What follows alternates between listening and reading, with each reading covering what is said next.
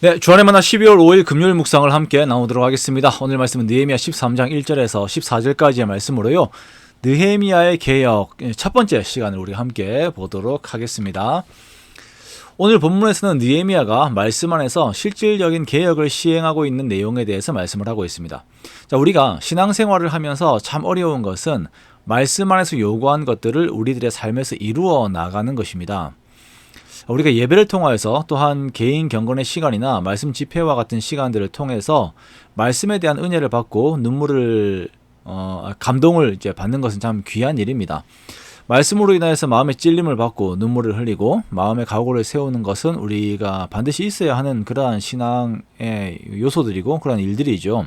그런데 더욱 중요한 것은 그 감동 안에서 각오한 바들을 나의 실제적인 삶에서 이루는 것이 무엇보다도 중요한 것입니다. 이것이 없으면 우리의 신앙이 예수님께서 말씀하신 것처럼 모래 위에 집을 짓는 것과 동일한 성격의 그러한 삶이 됩니다. 오늘날 우리들은 그 모래 위에 집을 짓는 신앙생활을 할 위험이 더 많이 있습니다. 말씀이 이제 좋은 영상들과 또 감동을 주는 음악과 같은 것들이 첨부되어서 오다 보니까 그 자체의 감정으로 만족을 해버리는 것이에요. 말씀은 청각적인 이미지로서 우리들의 심령에 새겨지는 성격을 가지고 있습니다. 그런데 이것이 시각적인 이미지와 섞여서 들어오게 되면 사람은 의지를 발휘하기보다는 그 자체로서의 만족을 누려버리게 됩니다. 시각적인 이미지는 사람이 그 삶의 창조성을 이루어내게 하는 것에 있어서 청각적인 이미지보다 그 힘이 약합니다. 자, 이것은 제가 대학 전공 심화에서 이미지 이론으로서 좋은 점수를 받았던 그 내용입니다. 그래서 좀 자신 있어요. 이 부분에 있어가지고. 자, 그래서 우리는 말씀을 눈과 귀로 듣고 흘려버리는 것이 아니라 우리들의 마음에 새기는 것에 더욱 힘을 써야 하고, 자, 그렇게 마음에 새겨진 말씀이 우리들의 삶에서 실제적으로 그 힘을 발휘할 수 있도록 의지력을 드러내어야 합니다. 느헤미야가 여기까지 달려온 길에서 쌓은 공적들이 많이 있습니다. 성벽 재건을 완수하였고 족보로 백성들의 정체성이 다시 확립이 되었습니다. 말씀 안에서 반응하고 언약을 세웠고 이제 성벽 재건 봉헌식과 함께 예배 중심의 예루살렘 공동체를 만들었습니다. 하나님 나라의 이상을 향한 이러한 준비가 되었습니다. 그리고 이제는 실제적인 싸움을 싸우는 것이에요. 우리가 좋은 구호를 외친다라고 해서 그것이 곧 나 자신이나 공동체의 정체성이 되는 것은 아닙니다. 삶의 아주 세밀한 곳에서부터 고쳐야 할 것들을 고치고 부수고 수정하고 바로 잡아야 합니다. 그래서 그리스도인들은 죄악의 더러운 것들을 마주해야 하고 어떤 때에는 진흙탕 속으로 들어가야 할 때들도 있습니다. 그래야 그곳이 바뀌기 때문입니다.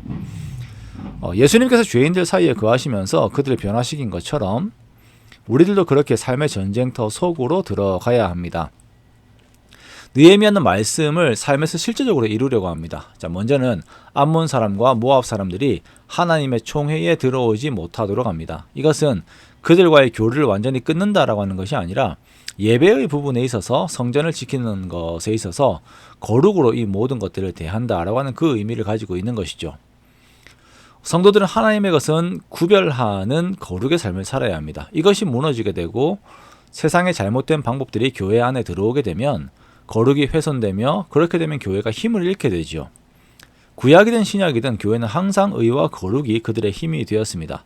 그런데 이러한 것들이 구분이 되지 않는 상황이 있었습니다. 그것은 제사장 중에서 엘리야십이라고 하는 사람이 도비아를 위하여서 성전에 방을 하나 내어준 것입니다. 아마도 이 모든 것에 대한 담당이었기 때문에 그냥 그것을 허락한 것 같아요. 이 도비아는 암몬 사람입니다. 그리고 앞에서 도비아는 유다의 귀족들과 혼인관계를 이루면서 그 주변 세력의 주변에 큰 영향력을 가지고 있었습니다.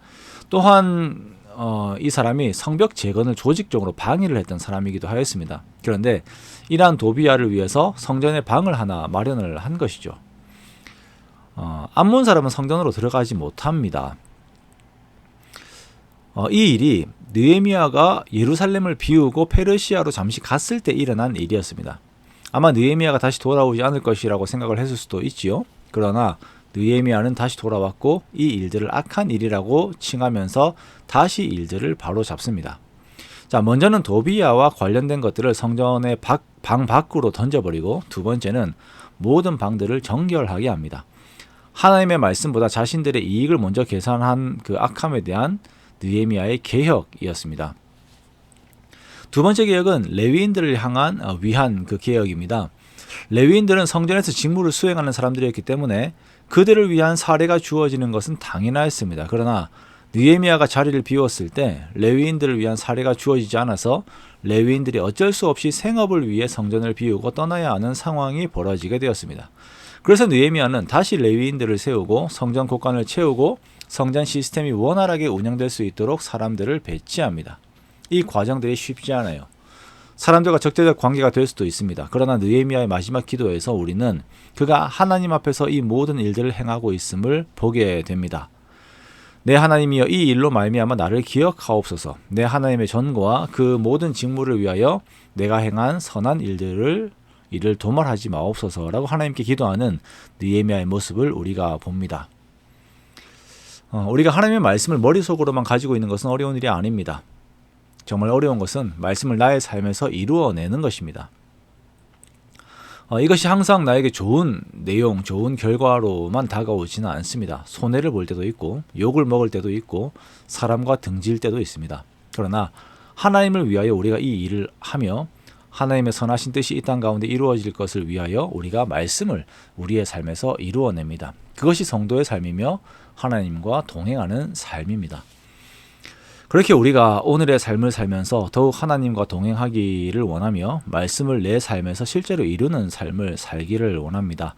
그 삶 속에서 주의 기쁨을 함께 누리는 저와 여러분이 되시기를 주님의 이름으로 축원합니다.